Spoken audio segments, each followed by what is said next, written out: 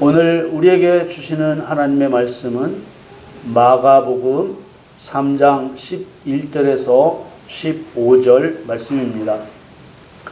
더러운 귀신들도 어느 때든지 예수를 보면 그 앞에 엎드려 부르짖어 가로되 당신은 하나님의 아들이니라 하니, 예수께서 자기를 나타내지 말라고 많이 경계하시니라. 또 산에 오르사 자기의 원하는 자들을 부르시니 나아온지라. 이에 12를 세우셨으니 이는 자기와 함께 있게 하시고 또 보내사 전도도 하며 귀신을 내어 쫓는 권세도 있게 하려 하심이러라. 아멘. 2025년 3월 23일 주일 예배, 저와 여러분에게 주시는 하나님의 말씀은 마가복음 3장 11절에서 15절 말씀으로 귀신을 쫓아내는 성도만이 예수님의 제자다, 이러한 주제로 말씀을 증거하겠습니다. 사랑하는 성도 여러분, 마태복음 맨 마지막을 장식하는 부활하신 예수님의 명령은 무엇입니까? 너희는 가서 모든 족속으로 제자를 삼아 아버지와 아들과 성령의 이름으로 세례를 주라는 명령으로 시작됩니다. 예수님을 배반하고 스스로 죽은 가룟 유다를 제외한 11 제자에게 하신 명령 중 맨 앞에 하신 명령이 제자를 만들라는 것이었습니다. 제자에게 제자를 만들라는 것은 복음을 전해서 그리스도인이 되게 하라는 말입니다. 그러므로 우리는 예수님의 제자가 제자를 삼은 예수님의 제자인 것입니다. 제자는 선생으로부터 배우는 사람입니다. 그런데 예수님께서는 백성들을 가르치는 랍비들에게 선생은 예수님 자신 하나뿐이라고 하셨습니다. 마태복음 23장 8절 말씀에 그러나 너희는 랍비라 칭함을 받지 말라. 너희 선생은 하나이요 너희는 다 형제니라. 예수님 자신 하나만 선생이라고 하신 것은 세월이 흐르고 시대가 변할지라도 오직 예수님의 가르침만이 그대로 전해져야 한다는 말씀입니다. 유대인들은 자기 조상들의 전통을 백성들에게 성경보다 중요하게 가르침으로써 그리스도의 복음을 변질시키고 있었습니다. 선생은 예수님 한 분이시기 때문에 예수님의 가르침을 임으로 더하거나 빼지 말고 예수님이 본을 보여 가르친 그대로 가르쳐야 합니다. 그래야만 예수님의 가르침이 변질되지 않는 것입니다. 예수님의 표적을 본 바리새파 관원이었던 니고데모의 입을 통해서 예수님은 하나님께로서 오신 선생이심을 증거하였습니다. 요한복음 3장 2절 말씀에 그가 밤에 예수께 와서 가로되 랍비여 우리가 당신은 하나님께로서 오신 선생인 줄 아나이다. 하나님이 함께 하시지 아니하시면 당신의 행하시는 이 표적을 아무라도 할 수 없음이니이다. 선생으로부터 배우는 사람을 제자라고도 하고 생도라고도 합니다. 구약 성경에서는 제자를 배우는 학생이라는 의미의 생도라고 불렀는데 오로지 엘리사 선지자의 일을 기록하고 있는 열왕기 하에 생도라는 말이 나옵니다. 그런데 정말 특이한 것은 생도라고 번역한 말에 아들이라는 의미의 벤이라는 말을 쓰고 있는 것입니다. 생도, 제자는 곧 하나님의 아들이라는 뜻입니다. 아버지의 유업을 이을 하나님의 아들은 예수님처럼 행하는 제자여야만 하기 때문에 아들이라는 말을 생도라는 뜻으로 쓴 것입니다. 그리스도의 제자는 예수님이 하신 일을 그대로 배워 행하는 그리스도인입니다. 예수님의 제자가 되지 못하면 아버지의 유업을 이을 자도 되지 못합니다. 아버지의 유업을 이을 그리스도인은 예수님이 하신 일을 그대로 배워 아버지의 뜻을 이루는 그리스도인입니다. 그래서 예수님의 제자가 하나님의 아들이고 하나님의 아들은 예수님의 제자입니다. 예수님이 십자가에서 죽으시기 전까지 두루 다니시며 하신 일을 요약하면 귀신을 쫓아내고 병을 고치며 성경을 가르쳐 복음을 전파하셨습니다. 예수님께서 세상에 계실 때 능력을 행하는 일 중에서 가장 먼저 하신 일도 귀신을 쫓아내고 병을 고치신 일이었고, 가장 많이 하신 일도 귀신을 쫓아내고 병을 고치신 일이었습니다. 예수님의 이름으로 귀신을 쫓아내고 병을 고치는 일은 인간이 하나님의 권능을 드러낼 수 있도록 하나님께서 정하신 유일한 방법입니다. 사람이 예수 그리스도의 이름으로 성령의 능력을 힘입어서 귀신을 쫓아내고 병을 고치도록 허락된 사람은 오로지 예수님의 제자로서 하나님의 아들이 된 그리스도인 밖에 없습니다. 오로지 예수님이 하신 일을 그대로 배워 하나님의 뜻을 이루려는 그리스도인만이 귀신을 쫓아내고 병을 고치게 하셨다는 말입니다. 여기서 말하는 하나님의 뜻은 이 세상을 창조하셔서 이루려고 하시는 하나님의 목적을 말합니다. 하나님께서는 이루려는 목적과 그 목적을 이루는 방법과 수단을 세상을 창조하시기 전에 정하셨습니다. 그래서 이 세상을 창조하셔서 이루려고 하시는 하나님의 목적과 그 목적을 이루는 수단과 방법을 정하신 창세전 계획을 여호와의 경륜이라고 하는 것입니다. 하나님의 목적, 하나님 목적을 이루는 수단과 방법의 중심에 사단, 마귀, 귀신이 있는 것입니다. 사단, 마귀, 귀신은 용과 뱀의 형상으로 육신의 눈에 보이지 않는 영적인 존재입니다.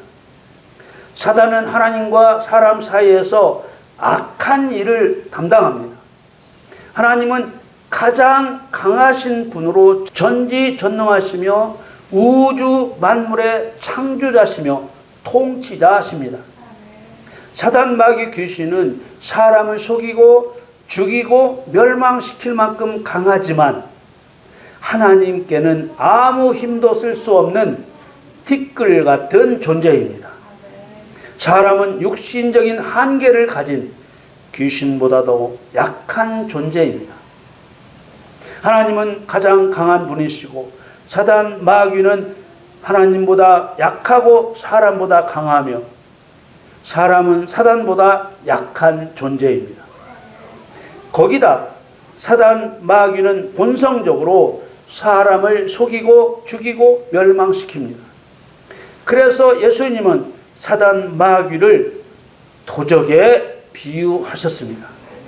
요한복음 10장 10절에 도적이 오는 것은 도적질하고 죽이고 멸망시키려는 것뿐이요 내가 온 것은 양으로 생명을 얻게 하고 더 풍성히 얻게 하려는 것이라. 아멘. 사람은 어떻게 해야 사단, 마귀에게 멸망당하지 않을까요? 하나님께 의탁하는 길 외에는 다른 길이 없습니다. 아멘.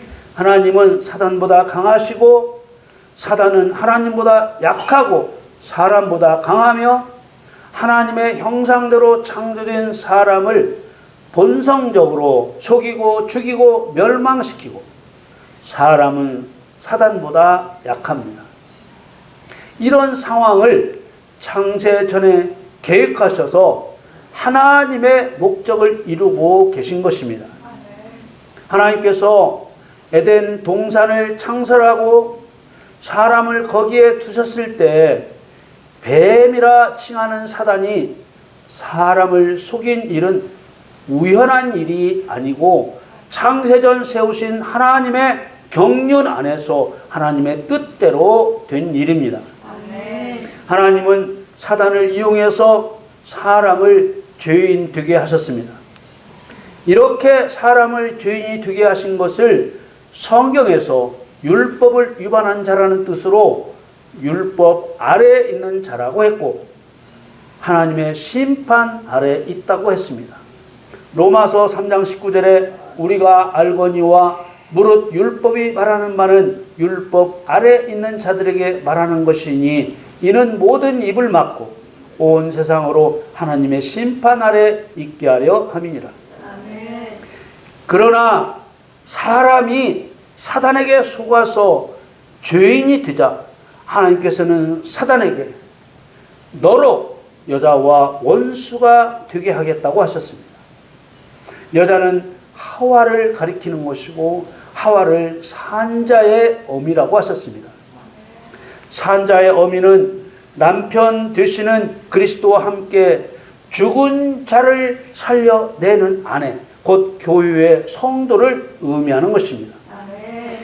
에베소서 5장 31절 32절 말씀에 이러므로 사람이 부모를 떠나 그 아내와 합하여 그 둘이 한 육체가 될지니 이 비밀이 크도다. 내가 그리스도와 교회에 대하여 말하노라. 창세기에 나오는 산자의 어미는 이 말씀대로 구원받은 성도를 말합니다. 그러므로 구원받은 성도는 사단과 원수가 되고 세상 끝날까지 구원받은 성도를 통해서 또 구원받은 성도인 여자의 후손과도 끝까지 원수가 되는 것입니다. 먼저 죽이지 않으면 내가 죽는 관계가 원수입니다. 그래서 대적 마귀가 우는 사자같이 두루 다니며 삼킬 자를 찾는 것입니다. 성도는 사단 마귀가 자신의 원수라는 것을 언제 알게 됩니까? 구원을 받았을 때가 아니라 성령을 받았을 그때에 알게 되는 것입니다. 요한복음 14장 26절에 보혜사 곧 아버지께서 내 이름으로 보내실 성령 그가 너희에게 모든 것을 가르치시고 내가 너희에게 말한 모든 것을 생각나게 하시리라. 이런 하나님의 뜻 때문에 성령을 받아야 비로소 영의 세계를 알게 되는 것입니다. 요한복음 16장 7절 8절 말씀에 그러하나 내가 너희에게 실상을 말하노니 내가 떠나가는 것이 너희에게 유익이라. 내가 떠나가지 아니하면 보혜사가 너희에게로 오시지 아니할 것이요 가면 내가 그를 너희에게로 보내리니 그가 와서 죄에 대하여 의에 대하여 심판에 대하여 세상을 책망하시리라. 그래서 죄사함의 구원을 받는 성도가 성령을 받게 되면 죄와 의와 심판에 대해 알게 되기 때문에 귀신을 쫓아내지 않을 수 없게 되고 귀신 쫓아내는 일을 통해 하나님을 사랑하는 여부를 판가름하신다는 것을 알게 되는 것입니다. 하나님은 사단보다 강하시고 사단은 하나님보다 약하고 사람보다 강하며 하나님의 형상대로 창조된 사람을 본성적으로 속이고 죽이고 멸망시키고 사람은 사단보다 약합니다. 이런 상황을 창세 전부터 계획하셔서 하나님의 목적을 이루고 계신 것입니다. 그래서 귀신을 쫓아내지 않는 성도는 예수님의 제자가 아니라고 하는 것입니다. 예수님께서 처음부터 끝까지 가시는 곳마다 귀신을 쫓아내신 것은 제자들에게 본을 보여 가르치기 위한 것입니다. 하나님은 귀신을 통해 성도가 하나님을 의지하게 만듭니다. 마가복음 3장 11절 12절에 더러운 귀신들도 어느 때든지 예수를 보면 그 앞에 엎드려 부르짖어 가로되 당신은 하나님의 아들이니이다 하니 예수께서 자기를 나타내지 말라고 많이 경계하시니라. 귀신들이 예수님을 만나면 자동 스피커처럼 당신은 하나님의 아들이니이다 하고 소리를 칩니다. 예수님이 하나님의 아들이심을 더 많이 전파해야 하기 때문에 하지 말라고 하면 더하는 더러운 귀신의 속성을 이용해서 하지 말라고 하는 것입니다. 그러면 귀신은 더욱 소리를 높여 자기를 괴롭게 말라고 소리치는 것입니다. 오늘 본문에는 예수님께서 제자를 뭐 하려고 부르셨는지 부르신 목적을 밝히고 있습니다. 마가복음 3장 13절에서 15절 말씀에 또 산에 오르사 자기의 원하는 자들을 부르시니 나아온지라. 이에 12를 세우셨으니 이는 자기와 함께 있게 하시고 또 보내사 전도도 하며 귀신을 내어 쫓는 권세도 있게 하려 하심이로라. 이 말씀에서 예수님께서 제자를 세우신 이유를 분명히 보셔야 합니다. 첫째, 자기와 함께 있게 하시고, 둘째, 보내어 전도도 하게 하시고, 셋째, 귀신을 내어 쫓는 권세도 있게 하시려는 것이라고 밝히고 있습니다. 그래서 귀신을 쫓아내지 않는 성도는 예수님의 제자가 아니라고 하는 것입니다. 귀신을 쫓아내는 과정을 통해서만이 내가 섬겨야 할 분은 하나님이시고 가장 강하신 분이 하나님이라는 것을 경험할 수 있습니다. 귀신을 쫓아내는 과정에서 하나님을 의지하지 않으면 내가 귀신에게 잡아 먹혀 죽는다는 것을 아는 것입니다. 예수 그리스도의 이름을 사용하여 귀신을 쫓아내지 않는 것은 다 거짓된 것입니다. 귀신을 쫓아낸 후에 하나님을 더욱 의지하고 더욱 사랑하게 되었다면 바르게 귀신을 쫓아낸 것입니다. 사랑하는 성도 여러분, 지난주에 예수님께서 귀신을 쫓아내신 이유는 무엇인가라는 제목으로 설교했는데 그 설교와 오늘 설교를 통해 하나님께서는 귀신을 쫓아내는 방법을 통해 성도가 하나님을 더욱 경외하고 사랑하게 하신다는 것을 확신하기를 간곡히 부탁드립니다. 여러분 모두 나를 속이고 죽이고 멸망시키려는 귀신을 하나님을 의탁하여 쫓아내므로 더욱 하나님을 사랑하시기를 예수님의 이름으로 축원합니다.